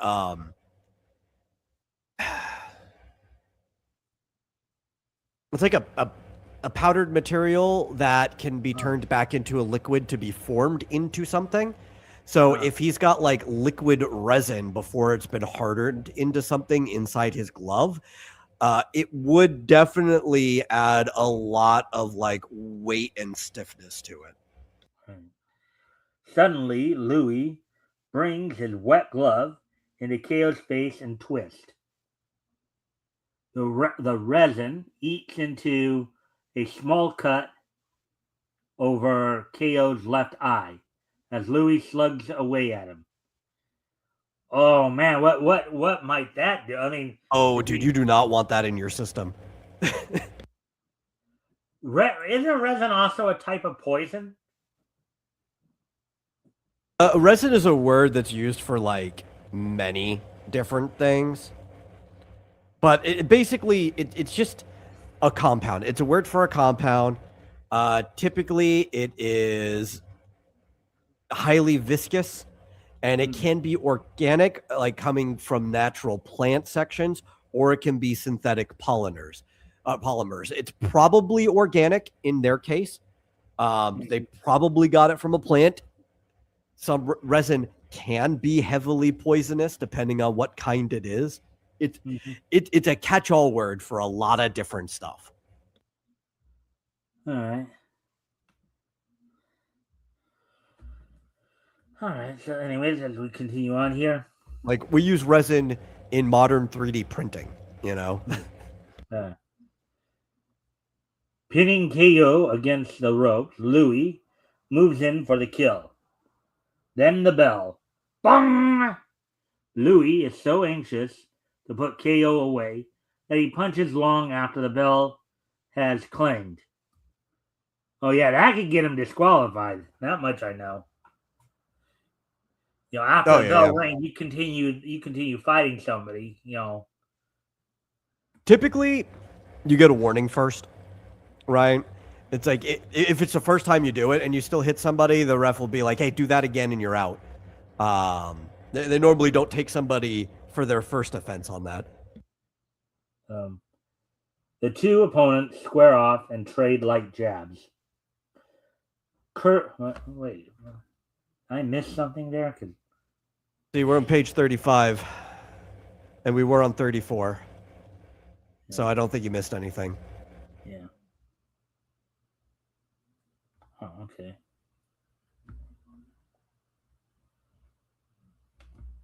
This is something that like people are aware of too. So like you know that you're going to get a warning for your first time. Some people like strategically use the warning to get an advantage at certain points in a fight. It's a really dirty thing to do because it's like I'm intentionally breaking the rules because I know I can get away with it once. Yeah. Round 3. The two opponents square off and trade light jabs. Kirby recovers from the cowardly blow, and although suffering great pain, he backed Louis into the ropes. In a lightning moment, his famous right catches Louis on the jaw. So kind of an uppercut to the jaw there. His knees go rubbery. He sags helplessly, half conscious, and then Louis is going down. Wow, what an uppercut. What's the matter with you? Get up and fight, you punk. 7, 8, 9, 10, and you're out. That was a tough fight, KO. Yes, Manny, but I wasn't worried. A fighter who depends only on foul tricks can never win. Another KO Kirby adventure in the next issue. Well, not true. That is a good lesson to teach the kids reading this. If you used your foul tricks very early on in the fight before you had a chance to do anything, you probably could have won. That happens in real life all the time, but still a good lesson to be teaching the kids. All right. Well, it is an hour and 52 minutes here, so I think we will stop there because I do try to keep this inside of 2 hours here. And I still have, of course, the This Day in Each History segment to do. But with that being said, overall impressions of this story, Metal? Oh, I liked it. But, there's also the bias of being a martial artist, so like a boxing story keeps my interest very, very easily. And it wasn't a bad boxing story, so that was a plus too. All right. So now, with anything more you want to say about this story specifically before we move on to the next No, I part? think I said everything that I wanted to say during it. It was a pretty solid boxing story, and it had a decent moral lesson in it. The most common moral lesson that these type of stories ever have, but it was still done well enough. That basically cheaters never win. Yeah, yeah, and it's always some type of loaded glove every single time. Yeah. All right. All right. Well, with that, now let's move on to the next inquiry here, as it were. So we did get through. I did try to get through 5, but we got through 3 of the stories tonight. So out of the 3 that we did read, which one did you like the most, or made the best impression, and why? Oh, see, because that's like 2 different answers. Right. But I think I'm gonna end up settling on KO Kirby ultimately, because it was briefer, right? It used its space, its time very well, and I'm sucker for a good fight story. I think in some ways Shino was better, but there was a lot of exposition at the beginning. So I think that's going to ultimately be why I'm settling with Kirby there. All right. Well, of course, Sheena's more of a lead feature, and Kirby's more of a supporting feature. So, I mean, Yeah. you have 10 pages to 4, basically, in terms of. Yeah, but it's also about how well you you use those pages. Huh? It's also about how well you use those pages. Yeah, And that's basically what I was just about to ask you. yeah. Did you feel that in the case of KO Kirby, maybe they used the page count better than the Sheena story did? Yeah. Because you can get away with more in a longer story. It's a lot easier to screw up wasting your space in a very short page count story than it is in a longer one. And they didn't at all in Kirby. They used all of their pages very well. So that's strong. That was good for that. Okay, and now we talked about the one that you liked the most, or what, or that you found made the best impression.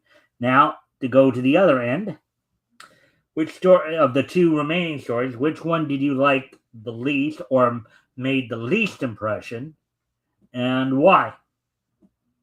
Well, see, that's also equally tough because I thought all of these stories were fun, right? Which is the most important thing that a story needs to be. Like I don't think Jane Martin Warner's was bad at all. In some ways, it might actually be the most fun story because it's kind of a little all over the place, but also it just didn't resonate well at all. Maybe part of it was all over the place, but I think no, I like stories that are all over the place though. I think it's because like nothing about it really lets me know what this character is supposed to be from the start, right? There's not even like anything to explain why does this nurse have all of these talents or anything like that. It's just like here's a quirky character and here's a bunch of quirky things that are happening. Well, and granted, we Yeah. haven't read this feature a whole lot, so we could have missed out on some of that too in the past. But, Yeah. but but even I mentioned this earlier, when we were reading it. Of course, there didn't seem to be a whole lot of in-depth character development in that story as well. It was kind And the of more. problem, right? And who was the one who said? I think it might have been Stan that said this. Is that any comic could be somebody's first comic, right? So I'm not saying you have to reestablish your character every single comic, but you do need to write your comics in a way that people can understand the character their first time ever seeing them, even if it's like 20 stories in. And it's like, I just don't really get anything from this character from what we were shown in that little short story. Right. All right. Anything more you want to say before we move on to the final part of the show here? No. Okay, so now what we're going to do, of course, with today being Sunday, August the 2nd, 2026, let's take a look back at this weekend in Nietzsche history. History! So, August 1st, 1936, 2nd, 2021, August 1st, 56, and August 2nd, 1986. All right.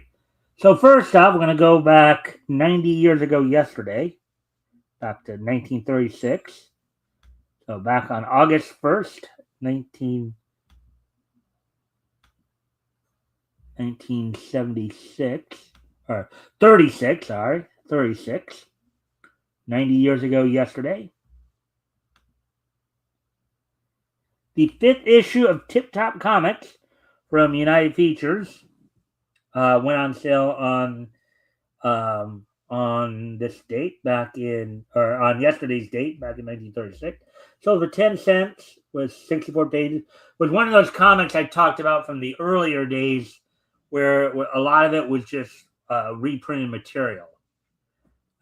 This is the 5th issue of Tip Top Comics, which of course, Tip Top Comics, over 100 funnies, and that was, I believe, the Captain and the Kids feature right there. Good morning, dear Captain. Good morning to you. So 90 years ago yesterday, the 5th issue of Tip Top Comics from United Features went on sale on yesterday's date, 90 years ago. So now, as we move ahead to the next piece of Nietzsche history, we move ahead to the year.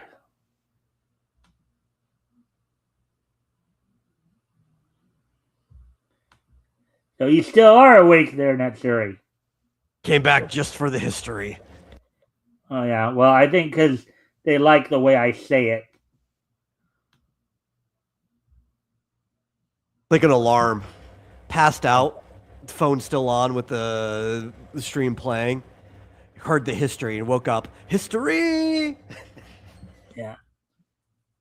All right. So on yesterday's date in 1956, voice actor Johnny Murray passed away at the age of 52.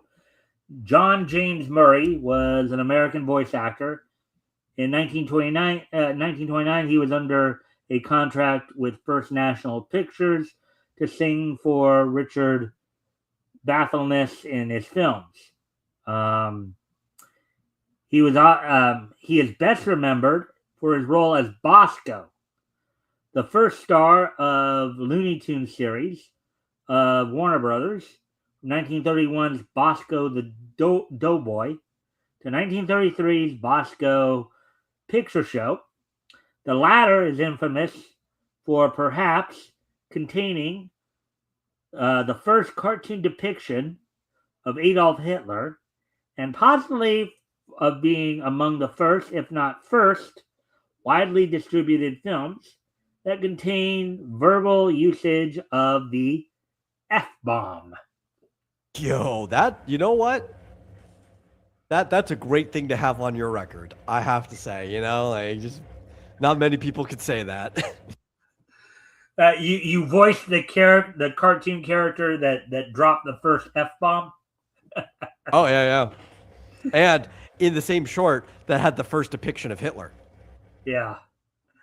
So he passed away at the age of 52. He was born June 12th, 1904, passed away August 1st, 1956, which of course was 70 years ago yesterday. All right, so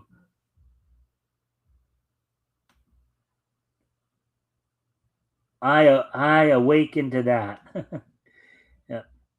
All righty then. So now moving on to, of course, today's date, and as an anime fan, this one should ring a bell for you. We'll see about that. Metal. As 40 years ago today, back in 1986, before I click on it, would you like to try to take a wild guess at what happened on this date in 1986?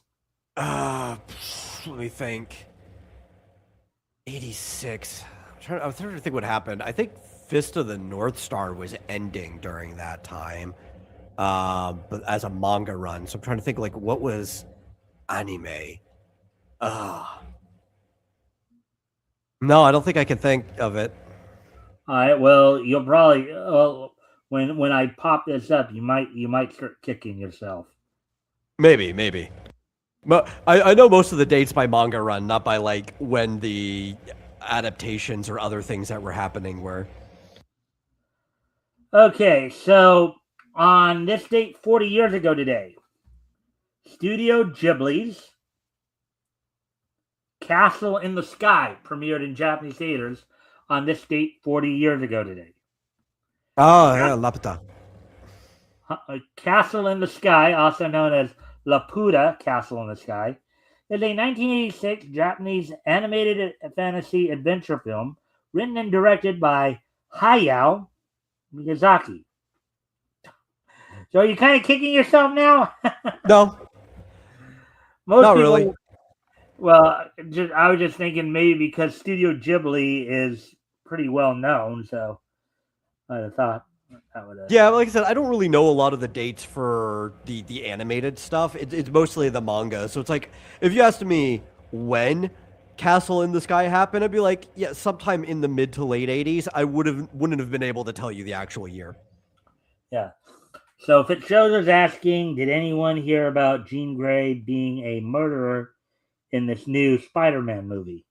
No, but I'm also just like not paying attention to anything about the new Spider-Man movie. I don't care. Right. This short from GTA is one of the funniest and mean-spirited anime parodies ever. And then I guess you shared a link there. All right. So anyway, so yeah, 40 years ago today, Castle in the Sky premiered in Japanese theaters. And finally, on this date 5 years ago today in 2021, so I pull that up.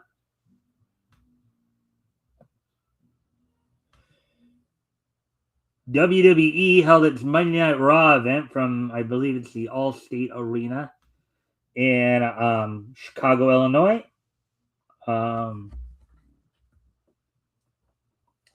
Let's see, the main event saw Nikki ASH defeat Charlotte Flair in a no-holds-barred match.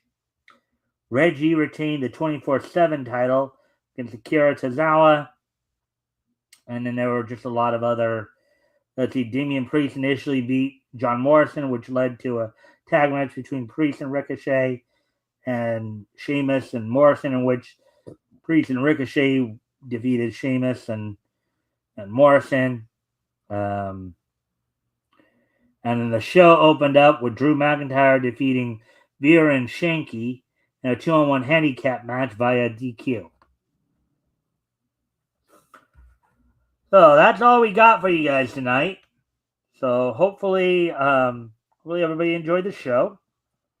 Of course, before we head out, Metal, would you like to, before we head out here, would you like to do any final like promotions of maybe your channel, maybe stuff you're working on, any Yes. any highlights of anything maybe planned this week? You got the shtick, right? Yep. I was just typing it in the chat before you even got to it. But promote again, xdynamischaos.com, my website that contains everything related to the fictional universe that I've been building for ever now.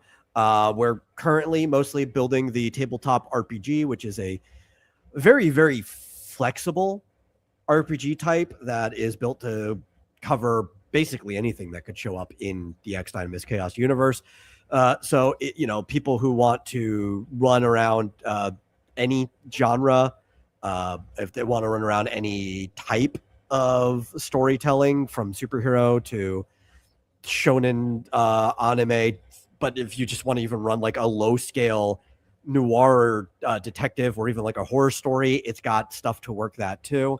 We're going to be running a Fantasy Star like story very soon on stream, sometime this month, maybe. But maybe by the end of this week, we'll be doing a character creation demo over on Cross Comics channel. So look out for that. And also, I don't have the link for this one up, but maybe, just maybe, I'll find the time to do some game streaming over on the Vomitorium sometime this week because I am falling behind on stuff. Yeah. And that's it. Yeah, I know you were mentioning that earlier too. All right. Anything more or? Nope, that's it. All right. Well, with that, I thank everybody for being here tonight. I hope everybody enjoyed the show. Of course, we'll be back tomorrow night with more niche news. So with that, I will see you all tomorrow. Bye.